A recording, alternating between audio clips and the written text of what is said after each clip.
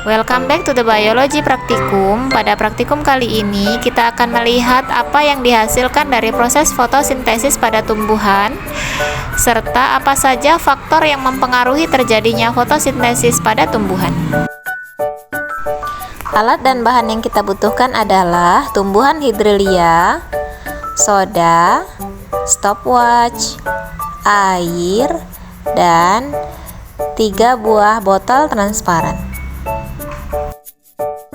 Isilah ketiga botol transparan dengan air, jangan terlalu penuh. Tambahkan baking soda ke dalam salah satu botol. Baking soda berfungsi sebagai sumber karbon dioksida yang diperlukan dalam proses fotosintesis. Isilah ketiga botol dengan tanaman hidrelia, kemudian tutup botol, dan tandai volume air pada botol dengan menggunakan spidol sebelum dilakukan pengamatan. Letakkan botol yang sudah diisi baking soda dan satu botol yang tidak diisi baking soda di luar ruangan yang terkena langsung sinar matahari, dan sisanya satu botol di dalam ruangan yang tidak terkena cahaya matahari. Ini dia hasil pengamatan. Mula-mula volume air pada botol sebelum dilakukan pengamatan adalah 15,5 cm dan belum ada jumlah gelembung gas. Setelah 10 menit pengamatan, terjadi perbedaan yang signifikan antara botol yang berisi baking soda dan yang tidak berisi baking soda di luar ruangan, serta botol yang berada di dalam ruangan. Jumlah gas atau oksigen yang dihasilkan oleh tumbuhan hidrelia dalam botol di luar ruangan dengan baking soda cenderung lebih banyak. Terlihat dari banyaknya gelembung gas yang terbentuk. Selanjutnya, pada botol di luar ruangan tanpa baking soda, meskipun botol ini juga terkena sinar matahari, kurangnya karbon dioksida membuatkan jumlah gelembung gas yang dihasilkan lebih sedikit dibandingkan dengan botol yang berisi baking soda. Untuk botol di dalam ruangan, botol ini tidak terpapar cahaya matahari, sehingga proses fotosintesis tidak dapat berlangsung secara optimal. Hasilnya, jumlah gelembung gas yang dihasilkan sangat sedikit. Setelah 20 menit pengamatan, botol di luar ruangan dengan baking soda menunjukkan peningkatan jumlah gelembung gas yang sangat signifikan.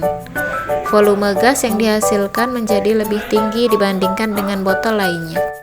Selanjutnya, jumlah gelembung gas pada botol tanaman hidrelia tanpa baking soda setelah 20 menit menunjukkan sedikit lebih banyak gelembung, namun tetap lebih sedikit dari botol tanaman hidrelia yang ditambahkan baking soda. Kemudian, setelah 20 menit pengamatan pada botol tanaman hidrelia yang berada di dalam ruangan, terlihat tidak menghasilkan banyak gelembung gas karena tidak terpapar cahaya matahari. Hal ini karena proses fotosintesis memerlukan cahaya sebagai sumber energi. Tanpa cahaya, proses ini tidak dapat berlangsung secara efektif. Setelah 30 menit pengamatan, hasil yang terjadi pada masing-masing botol adalah sebagai berikut. Botol di luar ruangan dengan baking soda, botol ini terpapar sinar matahari langsung sehingga proses fotosintesis berlangsung dengan optimal. Volume gas yang dihasilkan dari tumbuhan hidrelia di dalam botol meningkat sangat signifikan. Baking soda sebagai sumber karbon dioksida juga mendukung peningkatan produksi gas oksigen.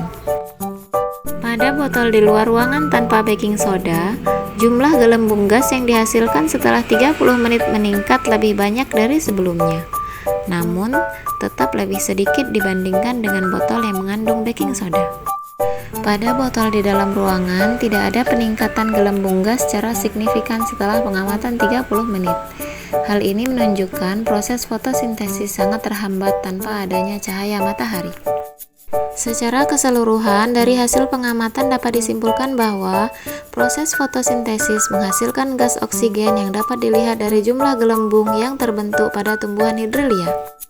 Selain itu, cahaya matahari juga berperan penting dalam meningkatkan jumlah gas yang dihasilkan.